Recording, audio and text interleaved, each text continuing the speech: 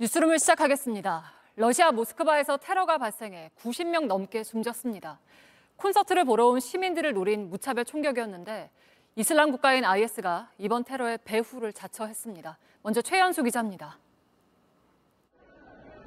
콘서트를 앞둔 극장 안 갑자기 총성이 이어집니다.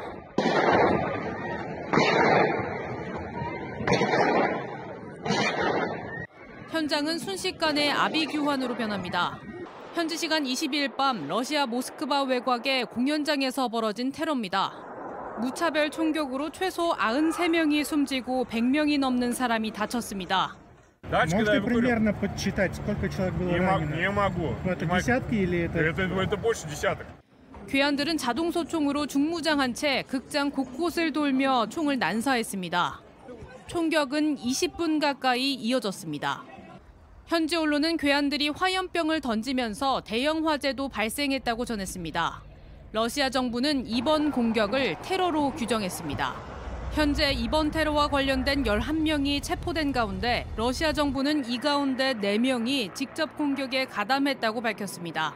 외신들은 이번 테러가 푸틴 대통령이 5선에 성공한 뒤 이어졌다는 점을 주목하고 있습니다. 긴급 대책 회의를 연 푸틴 대통령은 모든 이들의 빠른 회복을 기원한다고 밝혔습니다. 모스크바는 주말 사이 모든 공개 행사를 취소하고 애도를 표하기로 했습니다. 우리 정부는 이번 총격 사건과 관련해 현재까지 접수되거나 파악된 우리 국민의 피해는 없다고 확인했습니다. JTBC 최연수입니다. 이슬람 극단주의 무장 세력인 IS는 이번 사건을 자신들이 저질렀다고 주장했습니다. 러시아는 배후 세력을 찾는 데 집중하고 있는데 미국은 러시아의 테러 위험을 미리 경고했었다고 밝혔습니다. 이어서 이승환 기자입니다. 총격 희생자들 사이로 경찰과 소방관들이 분주히 움직입니다. 공연장 테러 직후 모습입니다.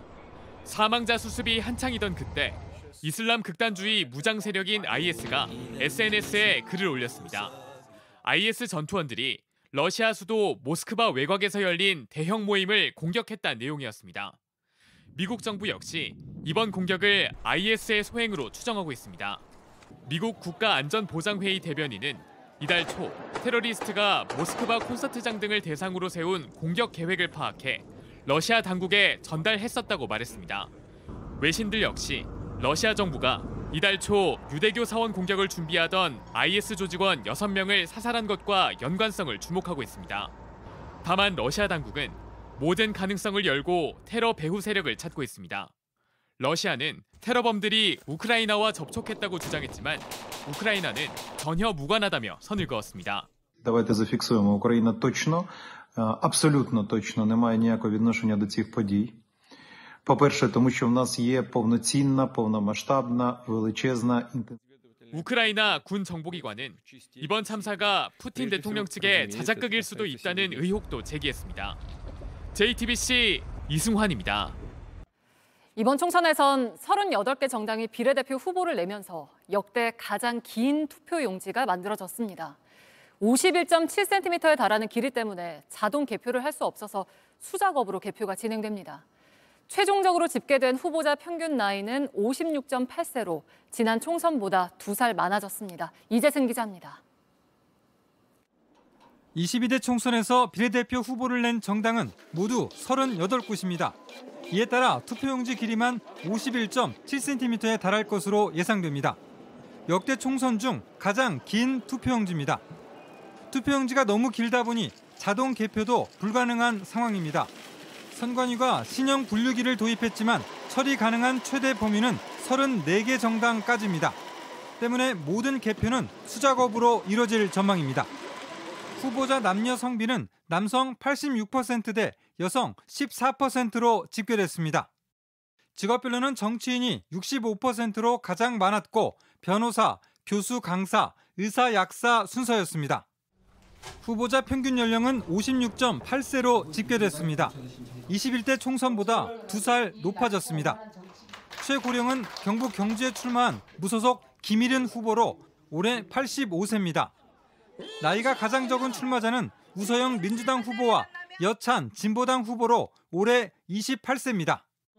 선거에 처음 도전하는 정치 신인은 216명인 반면 10번 입후보한 후보도 4명이나 됐습니다. JTBC 이재승입니다. 정부 방침에 반발하는 의대 교수들이 당장 이틀 뒤부터 사직서를 내기 시작합니다. 의료 현장을 떠난 전공의들에 대한 면허 정지 처분도 다음 주부터 시행에 들어가는데 의료 공백이 우려되는 상황에도 정부와 의료계의 대화는 아직도 물꼬가 트이지 않고 있습니다. 황혜린 기자의 보도 먼저 보시고 방재승 전국의과대학 교수 비대위원장을 만나보겠습니다. 소셜미디어에 올라온 충북대 의대 심장내과 교수의 사직서입니다. 정부는 의료 전달 체계의 정상화란 해답이 있음에도 의사들이 돈에 눈이 멀어서라고 호도하며 의료진의 자존심을 꺾고 있다고 사직 이유가 담겼습니다. 서울대와 연세대 등 19개 의과대학 교수들도 다음 주 월요일부터 사직서를 제출하기로 했습니다. 사직서가 처리되는 한 달 동안은 교수들의 진료도 주 52시간 수준으로 줄이기로 했습니다. 환자의 안전을 위해서란 겁니다.